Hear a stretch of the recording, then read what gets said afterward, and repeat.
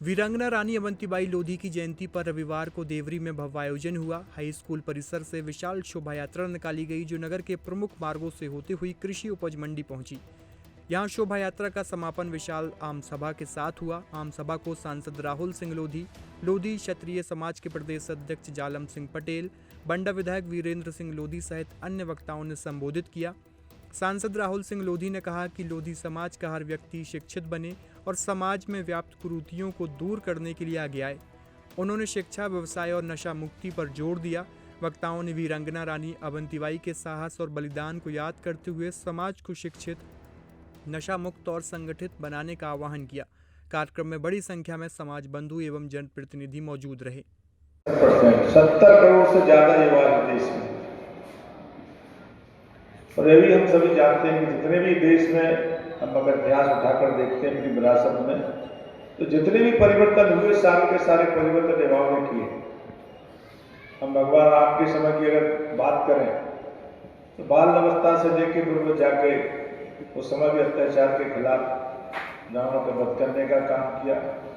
हम द्वापर की बात करें, भगवान कृष्ण की बात करें, इसके बाद की अगर हम बात करें देश की, अभी बात करी, बहुत सारे आक्रमण हमारे देश में हुए।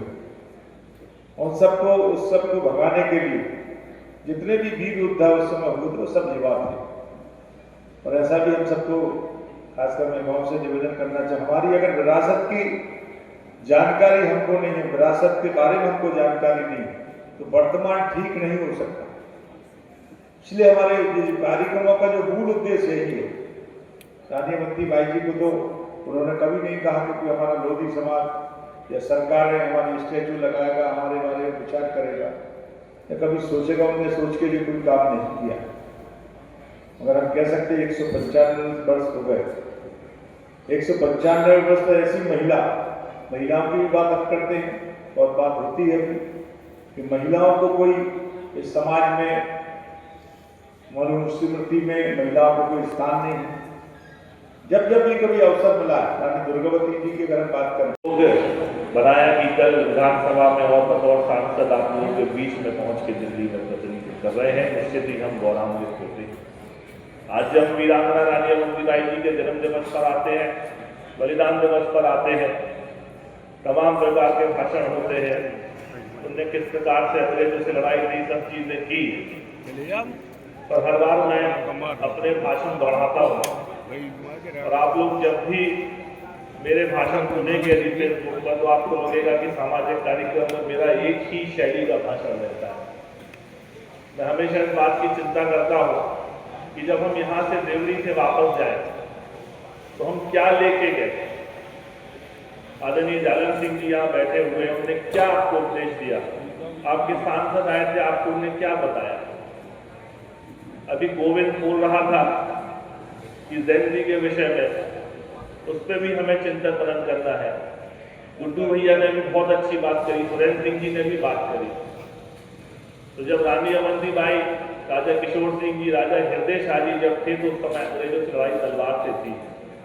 और वर्तमान में जो विधायक जी बोल रहे हैं कि जिस तरीके से जो समय चल रहा है, सोशल मीडिया का समय चल रहा है, एक एल्गोरिथम सेट कर देते हैं और फिर वही चलता है, तो उस पर भी हमें चिंतन करनी है।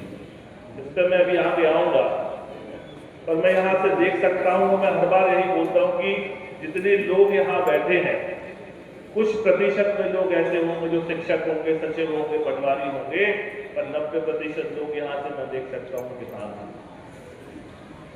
और किसान है, उनके नाम के साथ बड़े बड़े चीजें जुड़ी हुई है, कोई चौधरी है, कोई लंबरदार है, सब अलग अलग जुड़े हुए हैं। पर हम इस बात का मूल्यांकन करना पड़ेगा कि क्या वो स्थितियां बची हैं क्या। आज से 4 पीढ़ी पहले हम कहाँ थे और आज कहाँ हैं। एक उदाहरण के तौर पर, एक छोटा सा उदाहरण मैं देता हूँ कि आज से 4 पीढ़ी पहले आपके पास 4 एकड़ जमीन हुआ करती थी और सामाजिक स्तर पर जमीन देखकर हम लोग विवाह करते थे। जब उनके 4 बच्चे हुए तो वो 100 एकड़ में विभाजित हो गई जमीन। तो 400 से वो 4 भाइयों में 100 एकड़ पे आ गई। और फिर जब उनके विवाह हुए और विवाह होने के बाद जब बच्चे हुए तो उनके 2 बच्चे हुए, तो फिर वही 50 एकड़ पे आ गए तीसरी पीढ़ी पे। और चौथी पीढ़ी जब आई तो फिर उनके 2 बच्चे हुए तो 12-15 एकड़ एक व्यक्ति के फर्क है। और जब वो 5वीं पीढ़ी पर आया तो एक वो सामान्य किसान के रूप में बन के थे।